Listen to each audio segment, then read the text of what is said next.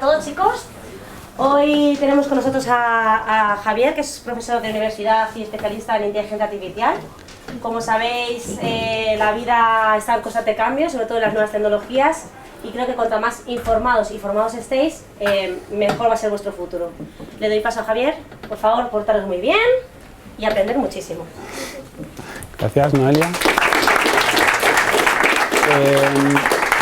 Hola, buenos días. ¿Queréis la charla en inglés o en español? En español.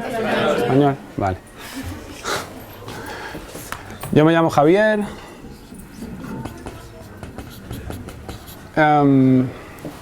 Soy profesor en la universidad en Alemania de Management y de Inteligencia Artificial. Pero Manuel, mi hijo, está aquí en el cole en Madrid y por eso he venido hoy. ¿El vídeo está bien? Bueno, voy a intentar hablar un poco más alto porque si no los de atrás no me van a oír. Bueno, hoy voy a dar un poco una introducción a la inteligencia artificial para que sepáis un poco de qué estamos hablando. No es toda la inteligencia artificial y tampoco es muy en detalle, porque claro, el nivel a lo mejor de matemáticas pues no es suficiente, pero voy a intentar hacerlo entendible, ¿vale? Si tenéis alguna pregunta, simplemente levantar la mano y preguntáis, ¿vale? Bueno, he traído unos ejemplos para que veáis los posibles usos de la inteligencia artificial, y lo primero que se ve o que os quiero enseñar es un modelo de programación que se usaba en los años 80 o en los 90 que se llama el Activity Based Modeling, ¿vale? Espera un momento. Entonces, con este modelo lo que se hace es buscar voy a buscar uno de los modelos que tengo. Por ejemplo, una cosa bastante útil para la vida real es la transmisión de enfermedades sexuales. Se puede modelar por medio de inteligencia artificial cómo es la transmisión de enfermedades sexuales en una comunidad de personas dependiendo de los parámetros que tengamos en esa comunidad, ¿vale? Imaginaros que tenemos una comunidad donde los verdes son personas que no están infectadas del virus del SIDA y los azules son personas que no sabemos si están infectadas. Hola, hola. ¿Se oye bien? ¿Quieres hablar con micrófono? Sí, no, bueno. Los verdes son personas que no están infectadas y los azules son personas que no sabemos si están infectadas. Y lo que queremos saber es cómo va a evolucionar la tasa de infección en esta población. Puede ser un pueblo, un colegio, una universidad, cualquier cosa, ¿no? Entonces, lo que hacemos con el Activity Based Modeling es que les damos a cada uno de los individuos una serie de parámetros. Por ejemplo, cada cuántas semanas tienen una nueva pareja, ¿vale? En este sentido son 5 semanas. O cuánto tiempo dura una relación. En este caso son 50 semanas. Cuánta gente usa preservativos y cuánto es la frecuencia de test del virus del SIDA, ¿vale? O sea, cada cuánto tiempo se hacen una prueba a ver si tienen el virus o no. Y lo que queremos saber es cómo evoluciona el ratio de infectados. Y esto lo podemos observar con esta curva verde, que son los no infectados, con la curva azul, que son los que no sabemos si están infectados, y con la curva roja. Y vemos que con estos parámetros, poco a poco, el número de infectados avanza, con 0 uso de preservativos, de anticonceptivos, de preservativos, y 0 test de frecuencia, ¿vale? Al final vemos que la totalidad de la población, a pesar de que no había ninguno infectado seguro al principio, la práctica totalidad de la población termina infectándose. ¿Vale? Esto es uno de los usos para estudiar el comportamiento social de una población. Bien, vamos a darle a las condiciones iniciales otra vez y ahora le decimos que el uso de los preservativos es cada 3 veces y que hay un test de frecuencia o una frecuencia de test de una vez al año. Cada individuo se va a hacer un test para saber o para dejar de ser azul, ¿vale? Para tener la seguridad de que está infectado o no. Y vamos a ver lo que pasa en la población. ¿Vale? Ahora, como vemos, el número de infectados avanza muchísimo más despacio. ¿Vale? O sea, con este tipo de simulaciones se puede ver cuál es el efecto en la población, en una población de ¿cuántos teníamos? 300 personas. ¿Cuál es el efecto de introducir preservativos, introducir el test del SIDA? ¿Vale? Y esta es la característica del Activity-Based Modeling. Esto emerge del sistema, es decir, nosotros lo que le hemos dicho al sistema es que cada individuo se comporta de una determinada manera. No le estamos diciendo cómo se comporta todo el sistema, sino estamos diciéndole cómo se comporta cada individuo. ¿Vale? Las condiciones del sistema nos van a ser dadas por la simulación. Veis que no avanza, o sea, permanece prácticamente constante. Si, por ejemplo, le decimos que las parejas no duran 50 semanas, sino que hay mucha más promiscuidad y las parejas duran solo 10,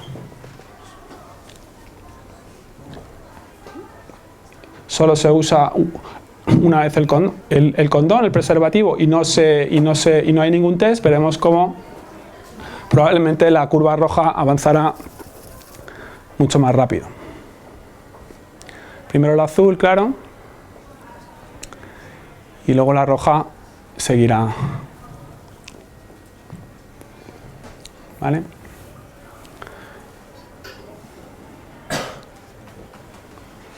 ¿Alguna pregunta?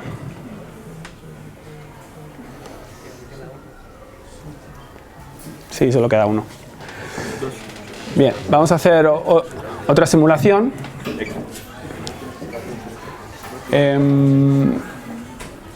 Quizá esta también sea interesante.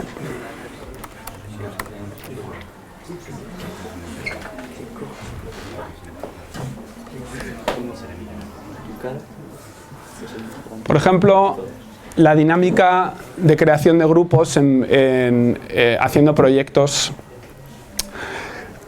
Lo primero que le decimos, bueno, voy a dejarlo que corra un poco.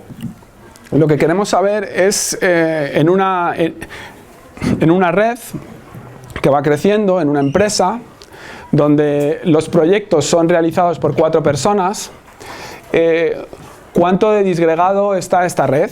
Es decir, si hay proyectos que están aislados y que no pertenecen al conjunto de la estrategia empresarial, ¿vale?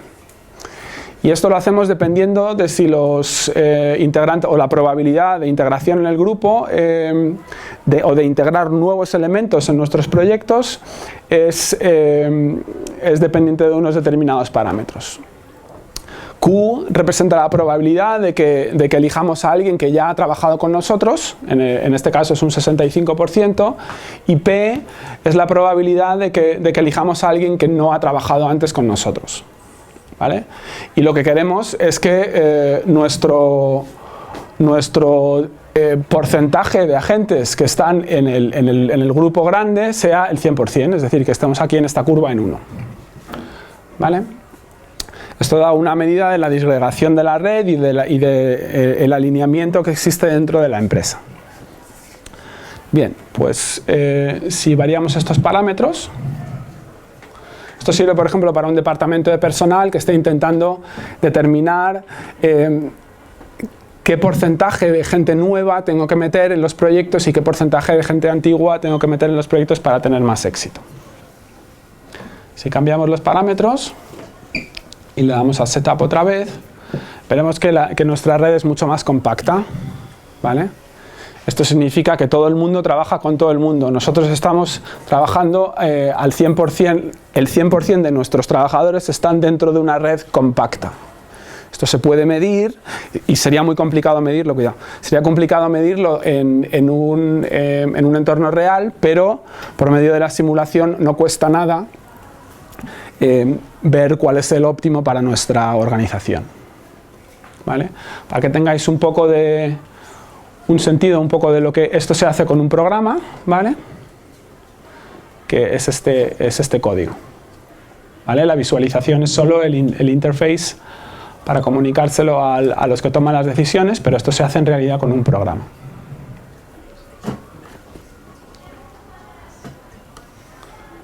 Otro ejemplo, ya el último, es por ejemplo lo que pasa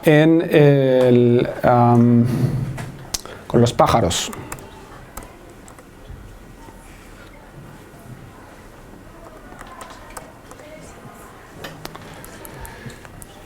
He preparado algunos aquí, pero hay que buscarlos. Bien, ¿por qué los pájaros vuelan todos juntos? Es que tienen o los peces, ¿no? Tienen una inteligencia especial. ¿Qué pasa con los pájaros o qué pasa con los peces?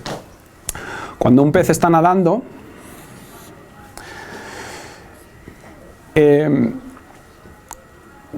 este pez tiene una visión muy reducida, o sea, su campo de visión es muy reducido, a lo mejor son varios centímetros y no tiene un ángulo muy amplio, pues a lo mejor, yo qué sé, 110 grados o algo así, ¿no? ¿Qué es lo que hace? El pez nada en una determinada dirección y mira o nota a ver si hay peces en su campo de visión, ¿vale? Nadando en otras direcciones. Si hay peces dentro de su campo de visión nadando en otras direcciones, el pez cambiará de vector de nadar, ¿no? O sea, cambiará su dirección. Antes se estaba moviendo en ese sentido, ahora se está moviendo en este. Y así surge un banco de peces. Es decir, el movimiento que se ve desde fuera del sistema, de que los peces van haciendo así unas formas muy raras, en realidad lo que está sucediendo es que todos los pececitos están cambiando su dirección, intentando acomodarse a la dirección de los peces que tienen en su campo de visión, ¿vale? La propiedad del sistema emerge de ese comportamiento individual. Y esto es lo que queremos estudiar con este procedimiento. Los peces o los pájaros que están aquí simulados, al principio están todos volando o nadando de una manera caótica, pero si lo veis, poco a poco empiezan a surgir equipos y todos van nadando o se van ajustando para terminar volando, nadando en una determinada dirección, ¿vale? El tiempo que tardo en nadar en la misma dirección, o la dinámica que se tarda en conseguir este sistema que está alineado, es muy importante. Porque esto, lo que está simulando, en realidad lo que está simulando es el alignment del sistema. ¿Qué significa el alignment? Si hacéis un ejemplo mental o un salto mental, significa que si ponemos a varias personas a trabajar juntas, lo que queremos es que estas personas cooperen, ¿no? Es decir, que los vectores de trabajo vayan en la misma dirección. Igual que los peces nadan juntos, queremos un sistema en el que las personas cooperen. Yo puedo medir el tiempo que tarda un sistema que al principio no está con alignment, es decir, donde todo el mundo nada en una dirección opuesta, puedo medir el tiempo que tardo en llegar a un sistema en donde todos nadan en la misma dirección. ¿Vale? Eso se puede medir, como hemos visto aquí, dependiendo de estos parámetros. ¿Cuáles son los parámetros? La separación mínima que yo permito entre los peces, entre los pájaros, cuánto le permito torcerse, 5 grados, 3 grados, lo que sea, y cuánto le permito separarse. Es decir, si yo ahora le digo que le permito separarse 10 grados, seguramente aquí no va a surgir alignment nunca, ¿vale? Porque yo cada vez que me una a alguien me voy a separar, ¿vale? Es decir, va a tardar muchísimo más tiempo. Si le digo que la separación mínima son no 1, sino 5, no va a surgir alignment nunca, ¿vale? Es decir, si los peces tienen que nadar muy alejados unos de otros, nunca va a surgir un banco de peces. Todas estas estrategias que tiene la naturaleza, por ejemplo los peces, ¿por qué nadan los peces juntos? Pues para distraer a los tiburones, ¿no? a los predadores. Así es mucho más difícil comerse un pez dentro de un banco que un pez aislado. El caso es que estas dinámicas tienen una aplicación directa en el mundo empresarial y esto las hace muy interesantes de simular y de estudiar. ¿Alguna pregunta? ¿Una pregunta? En todos estos ejemplos lo importante es que estamos definiendo las características de cada individuo, ¿vale? No definimos las características del sistema desde arriba, sino definimos las características de cada individuo y estudiamos cómo se comporta la totalidad del sistema. Eso es lo importante. Esto es lo que hace el Activity-Based Modeling. Lo que hago es estudiar la actividad del sistema. ¿Alguna pregunta? ¿No? Bueno, ahora voy a hacer una introducción sobre otro tema interesante, que es el Deep Learning.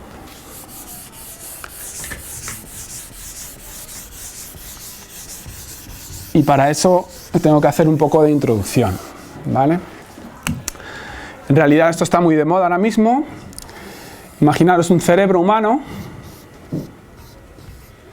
Lo tenéis en todos los iPads, el Deep Learning es lo que se utiliza para el reconocimiento de imágenes, el Google, cualquier cosa que esté reconociendo una imagen utiliza Deep Learning. Pero ¿cómo funciona o por qué funciona? ¿Cuál es la base? Imaginaros un cerebro,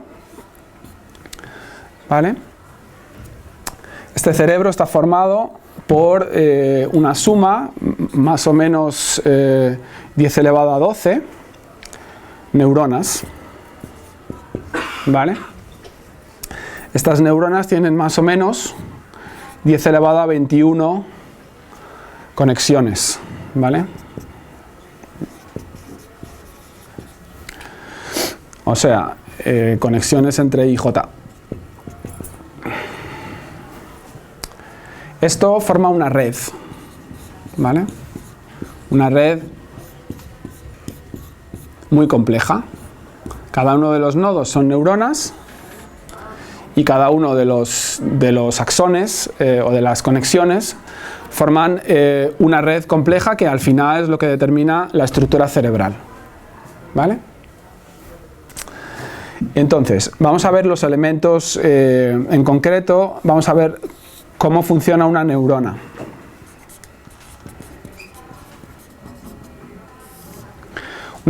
Una neurona funciona de tal manera que recibe impulsos eléctricos, es una célula que recibe impulsos eléctricos que activan la química dentro de la neurona y al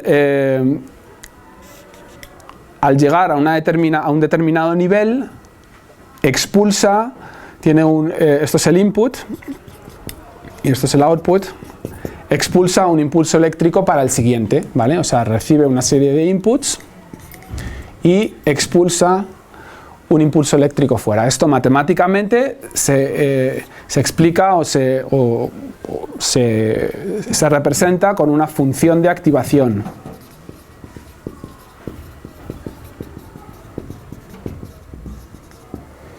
Que puede tener varias formas. La más común hoy en día es lo que se llama el Rectifier Linear Unit, ¿vale? O ReLU, que significa que esta es la función del output, ¿vale? Yo no voy a dar ningún output, es decir, tengo 0, mientras que no he superado un nivel de excitación, y cuando llego a este nivel de excitación doy la señal con f de x igual a x, es decir, una línea. Traspaso la señal 1 a 1 para el siguiente, ¿vale? Pero primero tengo que llegar a un nivel de excitación determinado. Esta es la función de activación más fácil, ¿vale? Hay otras, pero para la computación de hoy en día se usa esta.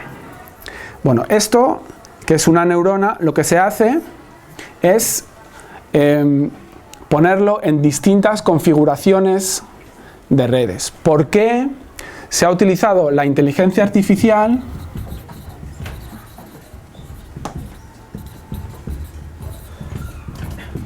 para el reconocimiento facial o para el reconocimiento de imágenes? Pues la razón es la siguiente. Cuando vosotros tenéis una imagen en un dispositivo electrónico, ¿vale? En vuestro iPhone o en vuestro Samsung, lo que tengáis, ¿no? Esta imagen son una serie de píxeles.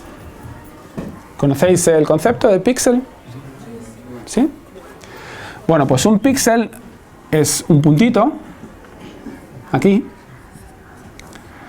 Un píxel no es otra cosa que 3 capas. Una roja, otra verde y otra azul. El código RGB, a lo mejor habéis oído hablar de él. Y cada una de estas 3 capas tiene un valor entre 0 y 255. La combinación de estos 3 números, es decir, cada píxel son 3 números, 120, 97 y 36, da un color. ¿Vale? Es así de fácil. Es decir, una imagen no es otra cosa que números. Son 3 capas, es una matriz, o 3 matrices, como si dijéramos, de números. Una R roja, una verde y una azul. Están superpuestas y al final dan un color, ¿vale? Una combinación de colores.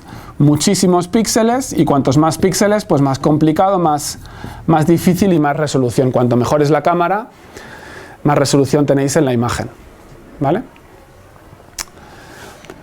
Bueno, la propiedad que tienen las imágenes es que los píxeles parecidos están cerca de otros parecidos y siempre van a estar cerca unos de otros. Es decir, si yo transformo la imagen, imaginaros que yo tengo este árbol y en vez de poner este árbol, pues voy a hacer una transformación de la imagen y voy a poner el árbol así. ¿Vale? Lo podéis hacer en vuestro ordenador muy fácil. Lo que estáis haciendo es una transformación lineal de la imagen. En vez de hacerlo cuadrado, pues ahora es rectangular. Pero fijaros bien que los píxeles que antes eran el tronco siguen siendo el tronco, siguen siendo marrones. Los píxeles que antes eran pues las hojas o las manzanas, lo que sea, siguen estando todos juntos. Esta propiedad de invariabilidad en la transformación lineal es la que se utiliza para reconocer las imágenes. ¿Vale? ¿Por qué se ha utilizado esta propiedad específica? Bueno, en nuestro cerebro, para hacer siempre la analogía del cerebro, cuando nosotros vemos una imagen,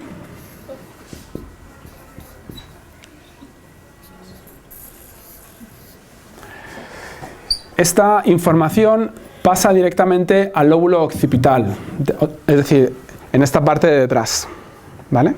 Es decir, del nervio óptico va la información directamente al lóbulo occipital, la parte de detrás de la cabeza. Y resulta que las células, las neuronas de la parte occipital tienen una formación, una estructura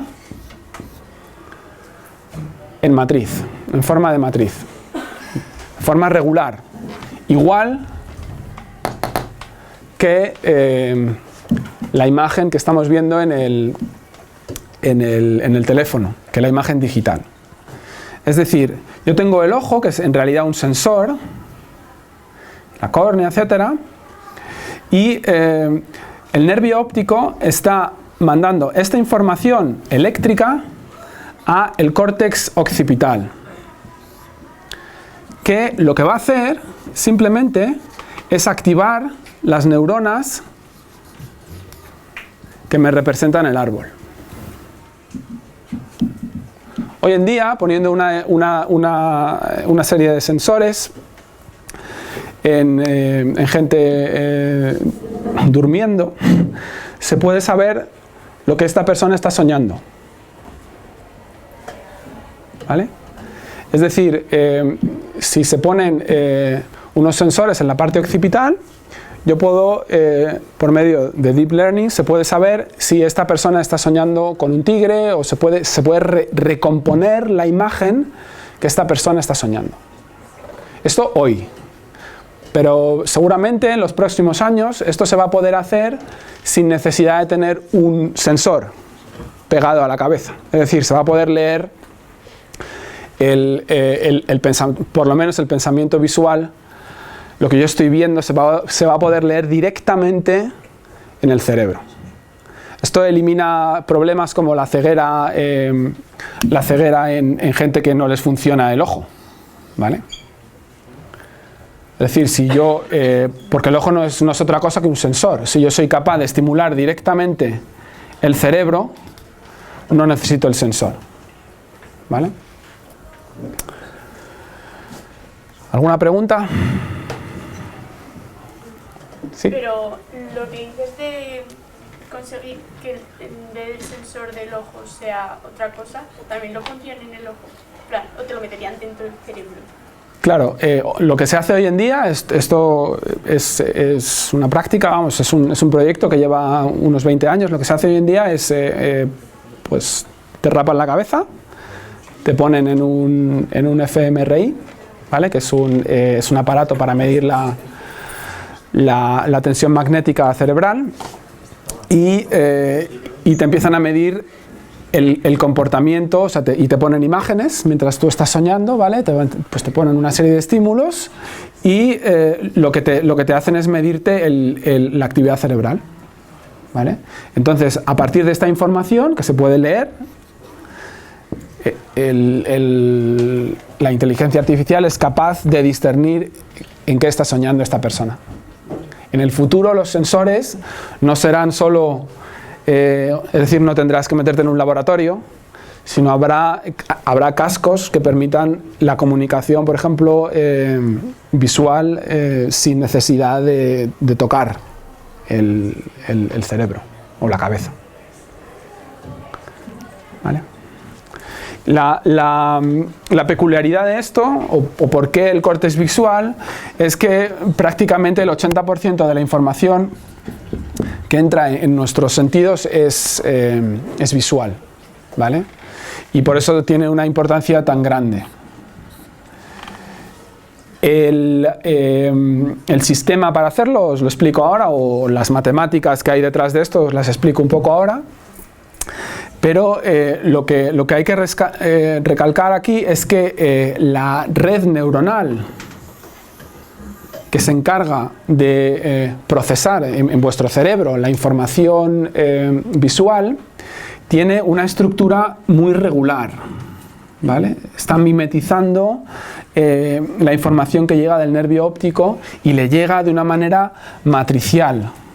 Las matrices ya las habéis visto, ¿no? Todavía no. Bueno, una matriz no es nada más que una tabla de Excel con números, ¿vale? En un eje X y en un eje Y. Aquí vienen números. Pues imaginaros que estos números son los píxeles de vuestras imágenes. ¿Vale? Solo eso. ¿Pregunta?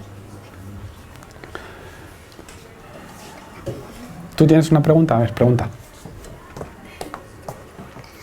No, pero en alto para todos. ¿Por qué donde están los píxeles es como un tablero de ajedrez? Buena pregunta, luego contesto a eso.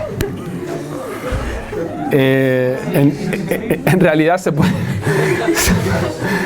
puede enseñar a la inteligencia artificial a jugar al ajedrez, pero luego digo algo de eso.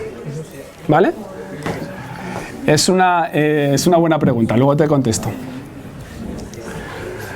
Bueno, el caso es que el córtex visual tiene una estructura matricial, por eso se utiliza la inteligencia artificial de manera fácil para reconocer imágenes, y la manera de hacerlo matemáticamente es multiplicando matrices, ¿vale? Es decir, yo tengo mi imagen, son 3 matrices que están aquí apiladas unas encima de otras. Estos son los píxeles, esto es lo que se llama un tensor, ¿vale? Y lo que hago es multiplicar matrices con matrices que me permiten extraer información de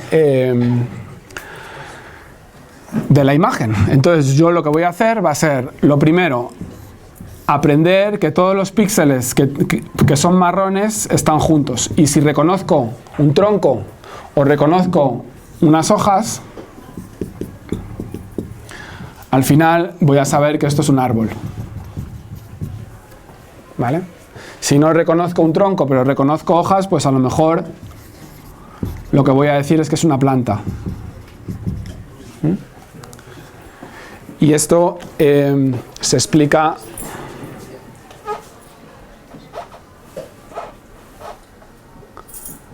pues de la siguiente manera. Estas son las neuronas. Esto se inició para el reconocimiento o se empezaron a entrenar estas redes neuronales con el reconocimiento de números, es decir, para el correo postal, es decir, para el reconocimiento de cartas, automático de cartas, y lo que se empezó es a trabajar con una base de datos que se llama MNIST, que son los números.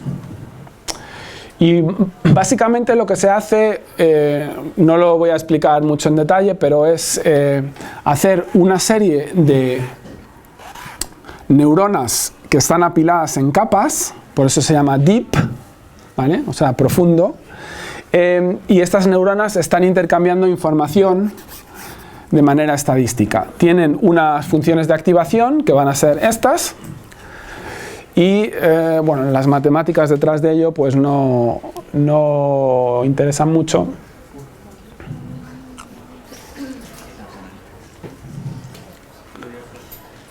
Estas son algunas funciones de activación. Pero aquí lo más interesante es casi esto. Imaginaros que yo tengo este problema. Tengo una serie de puntos. Bueno, lo explico aquí si está bastante claro.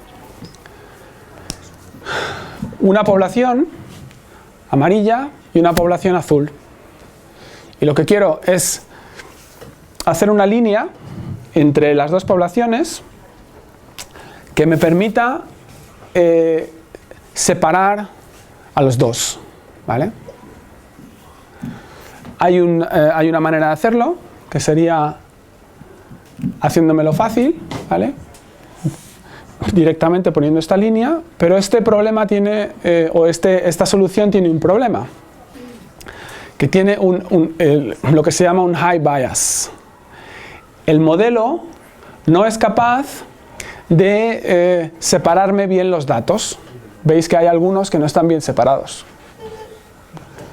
Luego tengo otra opción, que es coger una línea, hacer una línea curva de puntos que separe todos los datos, pero esta solución también tiene un problema, que nuevos datos no van a ser bien separados. Y esto es lo que se llama un high variance.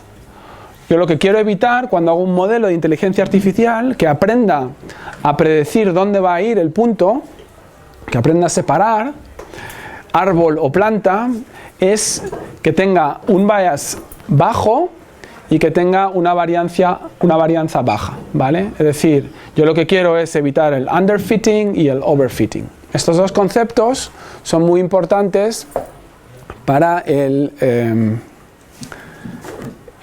modelado en Deep Learning. Bueno, ¿qué se hace aquí? Estos son algunos ejemplos solo, ¿vale?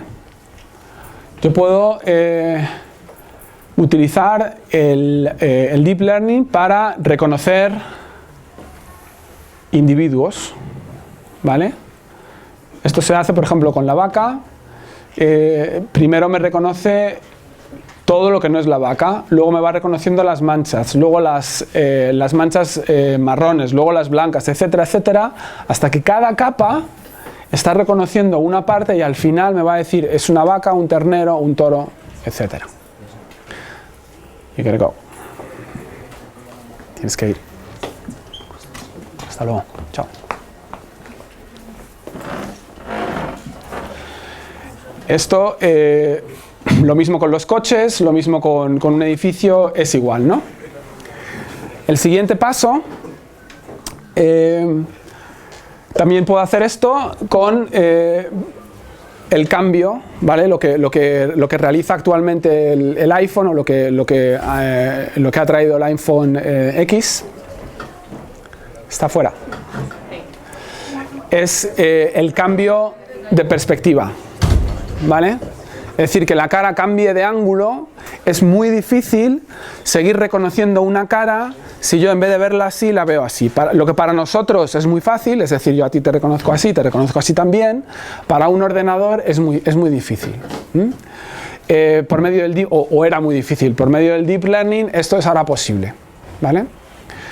El reconocimiento facial. También el tema de reconocer individuos o el movimiento, hacer un tracking de, por ejemplo, sígueme a esta persona. Pues la inteligencia artificial reconoce el individuo y le puede seguir dentro de una multitud enorme. Por ejemplo, si hoy viajáis a Shanghai, en el aeropuerto os van a tomar una foto. Y si el gobierno quiere encontraros dentro de la ciudad o dentro del país, lo único que tiene que hacer es decir, búscame a esta persona, ¿vale? Por medio de una serie de sistemas de cámaras que tienen distribuidos por la ciudad, en menos de 7 minutos os van a encontrar, ¿vale? En menos de 7 minutos. Imaginaros esto en Madrid, y Madrid es muchísimo más pequeño que Shanghai. Esto es posible por medio del Deep Learning. Otros ejemplos que se aplican, por ejemplo, hoy en día al entrenamiento de, por ejemplo, la Universidad Politécnica de Madrid lo está haciendo, al entrenamiento de redes neuronales para que los coches vayan solos, para que se conduzca de manera autónoma. El coche va tomando una serie de imágenes por segundo, un número X de imágenes por segundo de su entorno, y va reconociendo, aquí tengo un peatón, aquí tengo un autobús, aquí tengo, en mi entorno, tengo una serie de objetos que se mueven, y consigo realizar una acción para evitar el choque, por ejemplo. Esto es lo que se llama image segmentation, el segmentar las imágenes. Aquí se reconoce un coche, una casa, y todas las casas van a tener el mismo color. Aquí lo veis, building, sky, road, tree, una serie de categorías, ¿vale? Esto se produce o se consigue a través de una red profunda, ¿vale? que es esta red convolucional que se llama, yo le meto una imagen RGB, como hemos visto antes, RGB, que no es nada más que son 3 matrices puestas unas encima de otras, y lo que me da es una segmentación del entorno. Yo veo que tengo aquí la carretera, tengo los coches, tengo ciudades, tengo un árbol, etcétera, etcétera, ¿vale? Lo que le estoy enseñando a la máquina es a reconocer el entorno. Esto es algo importante, quizá, se habla mucho de la inteligencia artificial, es muy sexy, pero en realidad hoy en día todavía no hay inteligencia, ¿vale? Lo que estamos logrando hoy en día es que el sensor pueda ser o la información que viene del sensor pueda ser reconocida, ¿vale? Pueda ser clasificada. Esto ayuda a determinada toma de decisiones, pero todavía no se puede hablar de inteligencia. Y la razón es que el cerebro humano no solo tiene un córtex visual, sino, mucho más importante, tiene un córtex prefrontal, ¿vale? Si os pinto otra vez al Homer Simpson, bueno, lo voy a pintar en otra parte. Lo voy a pintar aquí.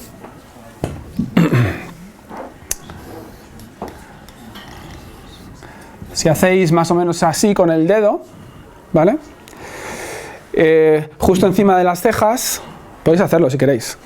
Justo encima de las cejas tenéis un pequeño bulto, ¿vale? Los que no lo tienen todavía no han sido desarrollados. No, lo tenéis todos. Este bulto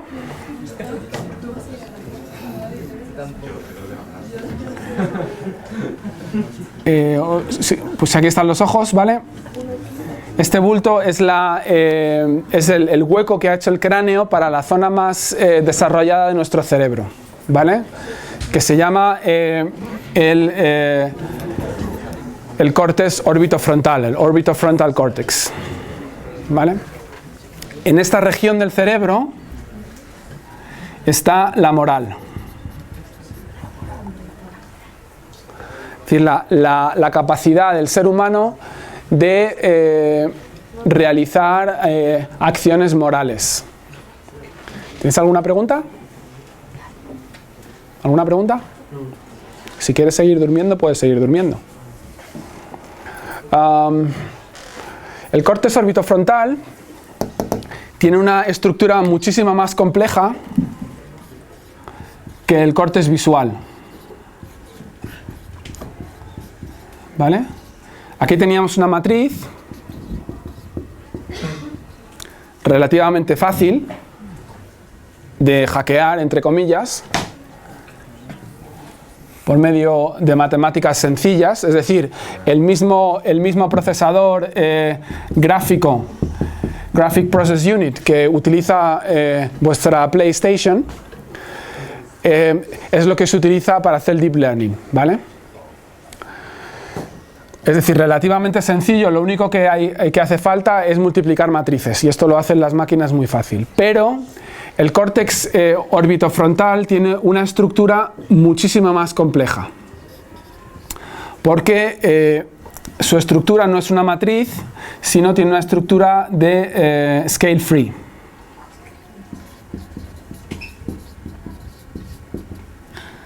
¿Vale? Esto, topológicamente hablando, significa que yo, para llegar de una neurona a otra, para transportar información de una neurona a otra, necesito relativamente pocos pasos. Esto se puede medir, si lo queréis buscar en el Google, por medio del Average Path Length. Es decir, la cantidad de pasos que necesito para llegar de una neurona a otra. En una matriz es muy alto, en una matriz regular es muy alto, es muy rápido, pero es muy alto, y en el scale free es mucho más lento. Bueno, nuestro cerebro moral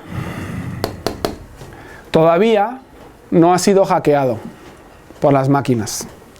En el momento en el que la inteligencia artificial sea capaz, y esto es muy importante que os lo metáis en el cerebro, el momento en el que la inteligencia artificial sea capaz de programar o de influir en vuestro cerebro moral, entonces la humanidad en conjunto estará en peligro. ¿Vale? Sí, puede parecer un chiste, catastrofista, lo que quieras. Hoy en día, individuos con el cerebro todavía no desarrollado, por ejemplo, adolescentes en vuestra edad, 15, 12, 13, 14 años, empiezan ya a utilizar el teléfono móvil. ¿Quién de vosotros no utiliza un teléfono móvil? Claro, pues todos tenéis un teléfono móvil. Bueno, pues esto es en realidad un peligro para la sociedad en su conjunto, ¿vale? ¿Por qué? Porque vuestro cerebro todavía no está desarrollado completamente, ¿vale? Todavía se tiene que desarrollar y más o menos hasta los 25 años todavía no está desarrollado completamente, todas las conexiones no se han realizado.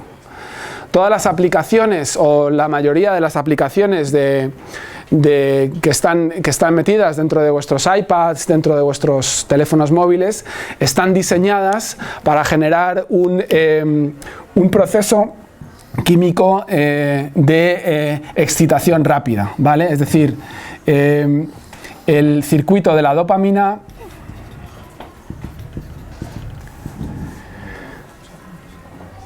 que es la hormona de la felicidad, si queréis, se activa de manera regular. Y los cerebros que no están preparados neurofisiológicamente, no es que no estéis preparados, pero es que el cerebro hasta los 25 años no está preparado para asimilar esta cascada de estímulos.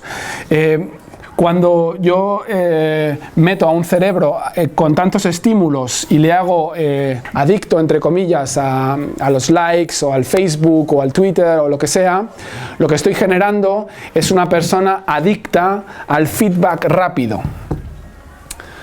Eso supone, en la mayoría de los casos, que la cantidad que el tiempo de atención de un individuo se reduce drásticamente. ¿Vale? 2-3 minutos como máximo. Y luego ese cerebro necesita constantemente nuevos estímulos, si no se apaga y se duerme, como el amigo de ahí de la mesa. ¿Vale? Esto es muy peligroso. Tenéis que tener cuidado con el uso que le dais a las nuevas tecnologías, porque si no las usáis de manera correcta, os pueden generar muchísimo más daño que beneficio. Muchísimo más daño que beneficio. Porque os hacen adictos, en el peor sentido de la palabra, es una adicción autogenerada. El propio cerebro necesita ese estímulo constante, si no se siente bien, ¿vale? Bueno, a lo que iba, el cerebro orbitofrontal todavía no ha sido hackeado.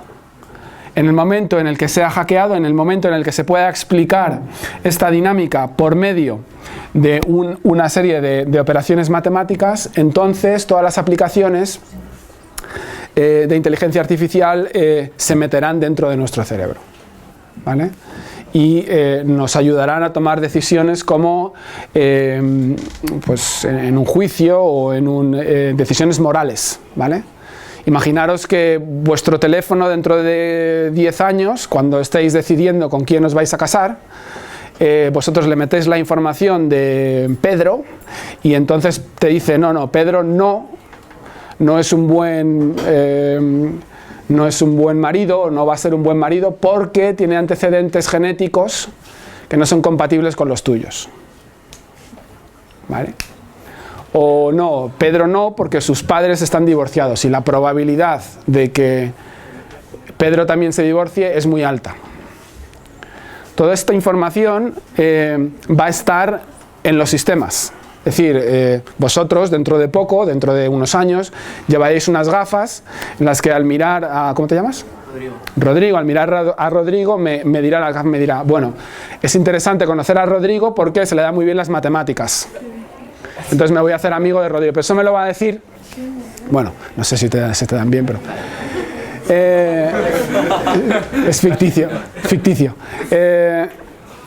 las gafas me van a dar información de mi entorno que yo antes no conocía, ¿vale?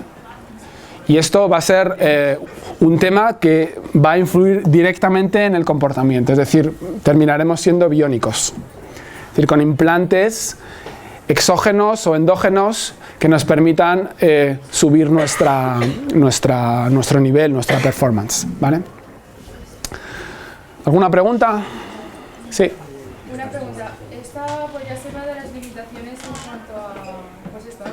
Pero yo quiero preguntar, cuando nosotros nos metemos a las páginas web y nos aparece una sección que es I am not a robot y dice reCAPTCHA o algo así, Sí. entonces estaba buscándolo y ¿por qué exactamente los ordenadores o programas no pueden identificar lo que son las letras, números o imágenes como semáforos? No, sí lo pueden utilizar. Lo que estás haciendo cuando le das al semáforo o al signo al símbolo de tráfico, lo que estás haciendo sin quererlo es trabajar gratis para Google. ¿Vale? Lo que estás haciendo es clasificar imágenes para Google. Estás trabajando gratis para ellos. Ellos lo podrían hacer, lo que pasa es que te ponen ese paso para que tú entrenes a sus redes neuronales. ¿Vale? Es decir, esto es posible hacerlo, no hay ningún problema. Esto podría hacerse de manera automática, pero lo que quiere esta página web es que tú entrenes sus redes neuronales. Es que estaba leyendo Sí. en el ordenador. Entonces lo que decía supuestamente es que está hecho para que los ordenadores no entren y entonces los formularios, por ejemplo, no se rellenen miles de veces para no crear demasiada entrada de información a la vez. Sí. Entonces, Eso es lo que te cuentan. Claro, necesitas alguna historia.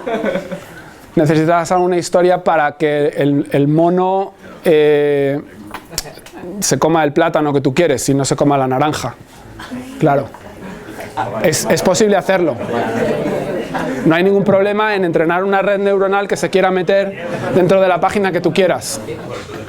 Pero Google lo que quiere es que, a lo mejor no solo tú, pero imagínate que te metes tú y se meten otros 50 millones de personas y esos 50 millones de personas están trabajando gratis, etiquetando esas imágenes que les dan para entrenar. Y como Google, igual Facebook y todo. O sea, cada comentario que tú haces en Twitter, en Instagram, en Facebook, toda la información que mandas por WhatsApp, el 100% de la información que mandas por WhatsApp, no solo en imágenes, en texto y en audio, todo. Esto va a ser analizado y metido dentro de una base de datos para ofrecerte a ti determinados productos X. El 100% de la información que va a través del dispositivo es potencialmente utilizable para hackear tu propio cerebro. En la medida en que tú o tú seáis potenciales clientes, esto es interesante, ¿vale? En el momento en el que estos potenciales clientes ya no sean potenciales clientes porque no puedan comprar mi producto, no será interesante.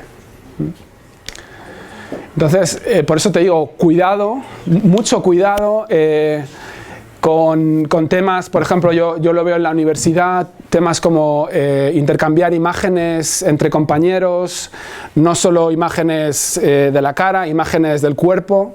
Mucho cuidado, el Internet no va a olvidar nunca. Y vuestro perfil será recordado dentro de 50 años.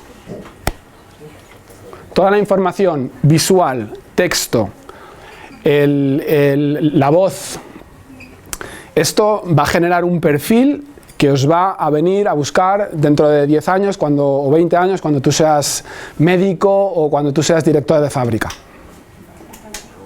Os va a venir a buscar. Vale. ¿Te he contestado la pregunta un poco? ¿O necesitas más información? ¿Tenéis alguna otra pregunta?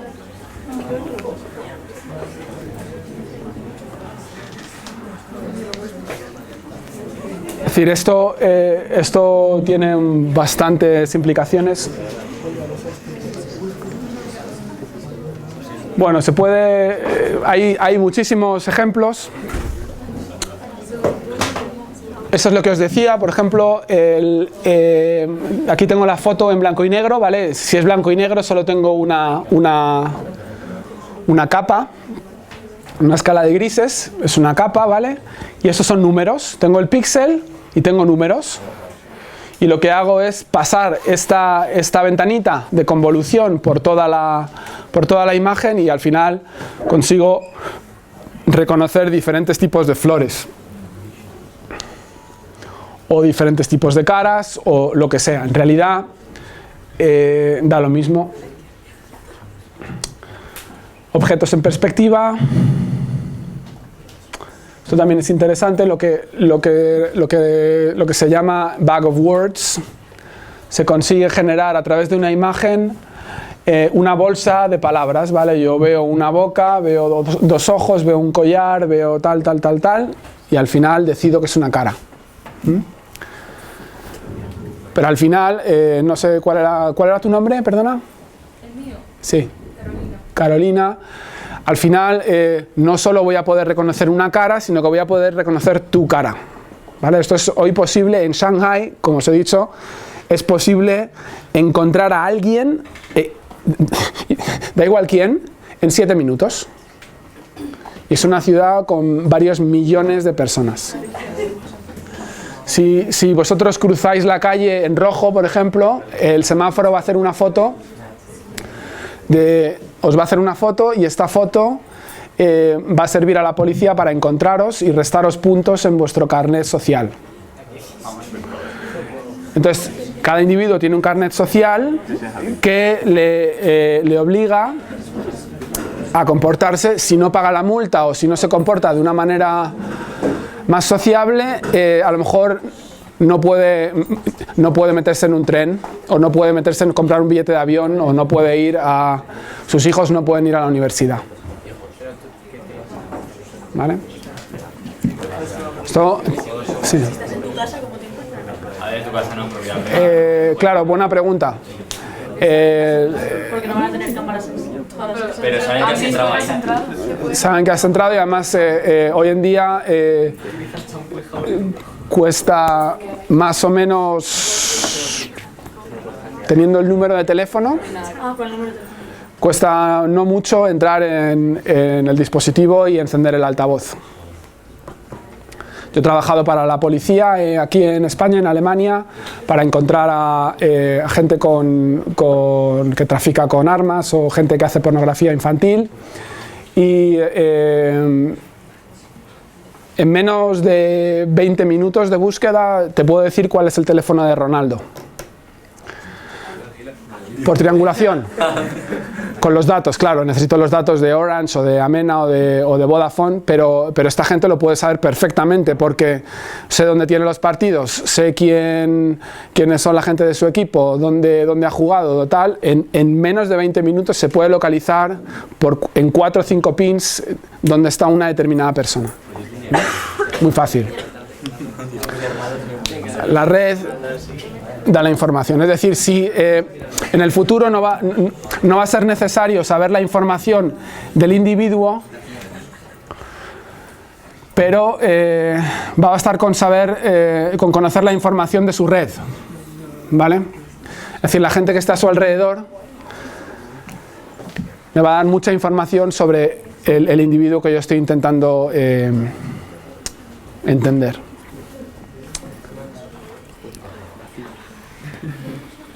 Imaginaros que si tenéis alguna pregunta, preguntar. Si no, por favor, 10 minutos de silencio. Imaginaros que yo tengo una red de coches, ¿vale? Tengo unos coches. Esto es un programa que se llama R, ¿vale? Tengo unos coches distribuidos por la ciudad o por el país.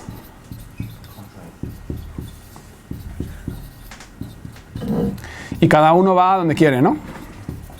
Yo tengo información sobre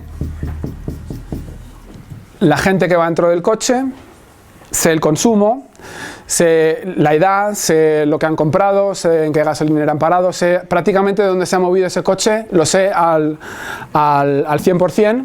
Y lo que quiero es encontrar una especie de explicación sobre el comportamiento de esas personas o de mis clientes que van dentro de mis BMWs, ¿vale? Lo que hago es un proceso que se llama TSNE, ¿vale? Yo tengo esa información metida en una base de datos, escribo un pequeño programita y le doy a Enter y le dejo pensar un poco, ¿vale? Bueno, pues en el tiempo que ahora que hablamos, ¿vale? Si me apetece, pues yo qué sé, tomar un poco de agua. Este programita que tarda, no sé, 5 minutos, 3 minutos en generar una imagen, es capaz de visualizarme unas 20.000 posiciones, 20.000 coches, o el comportamiento de 20.000 coches en unas 9 o 10 categorías distintas, ¿vale? Está generando un PCA, el Principal Component Analysis, es un método de reducción de complejidad, y lo que va a generar esto es una imagen que me explica el comportamiento de 20.000 conductores durante un año en un país, ¿vale? Algo que antes pues, prácticamente no se podía hacer. A ver si sale, no me deja mal.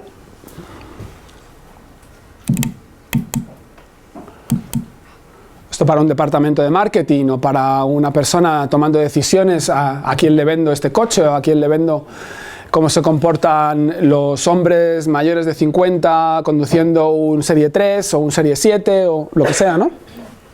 Pues es muy importante. A ver si sale la foto. Ya la tengo aquí.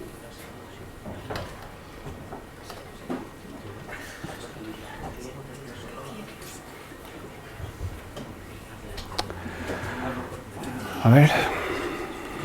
Bueno, pues esta foto me dice que los clientes, por ejemplo, yo que sé, esto puede ser el Serie 3, BMW Serie 3,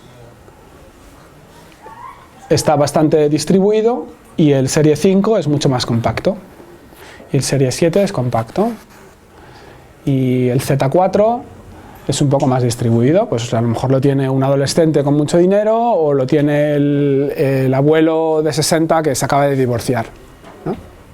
¿Vale? En 3 minutos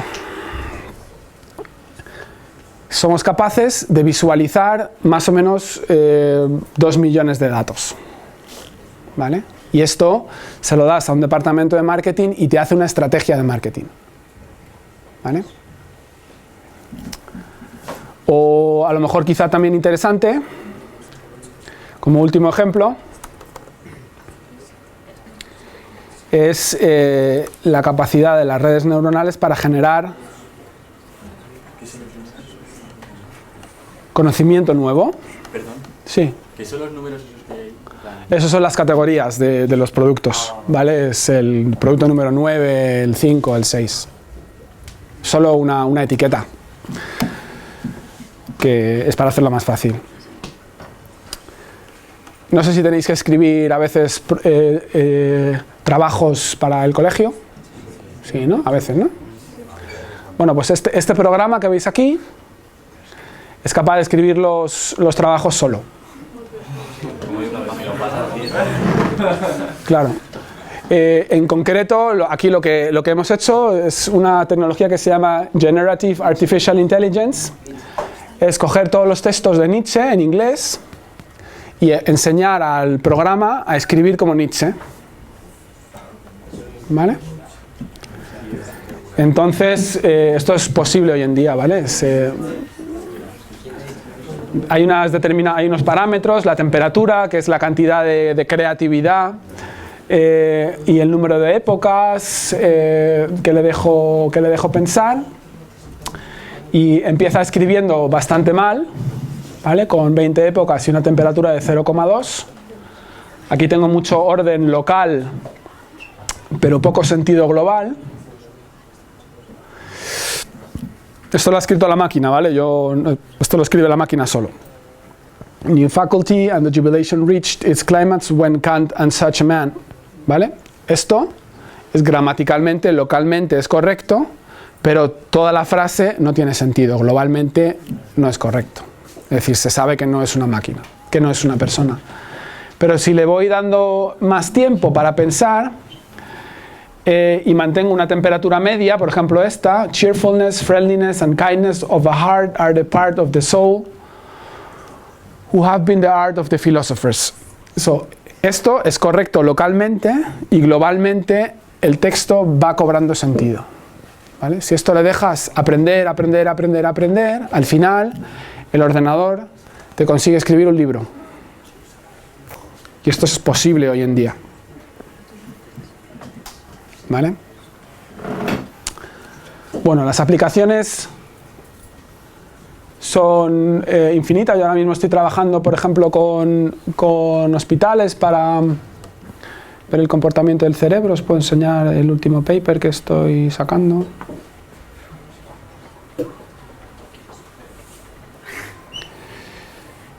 Para leer el comportamiento cerebral.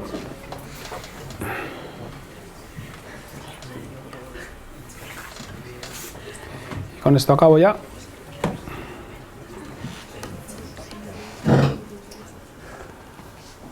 Aquí se puede ver, por ejemplo, es decir, lo que se toman son datos de un cerebro haciendo una resolución de problemas. ¿Ves? Y al final, por medio de una red profunda, una deep learning, lo que se consigue es discernir qué partes del cerebro se activan y qué partes no se activan dependiendo del tipo de comportamiento que esté realizando. Es decir, se puede inferir el comportamiento humano a través de una red neuronal. También estoy trabajando con hospitales para descubrir en la sangre, para descubrir cáncer, por ejemplo, cáncer de sangre, o con la universidad para una mejor performance de la automoción sin conductor, etcétera, etcétera, ¿vale? Autonomous driving.